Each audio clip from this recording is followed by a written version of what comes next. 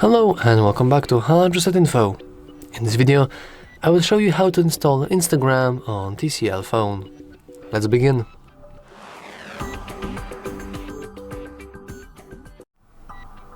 And we begin with simply going into our Play Store, heading into our search, then clicking search bar and simply start typing in Instagram. As you can see, we have our Instagram. All we want to do is simply hit install. We also notice that there is something called Instagram Lite, but as you can see, it's not available in the region. That's funny. But if it would, you can always install the Lite version if you need more space.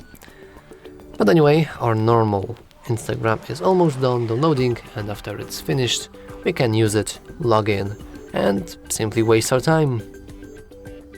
So yeah, that's all for this video. If you found it useful, make sure to leave a like, subscribe, and as always, thanks for watching.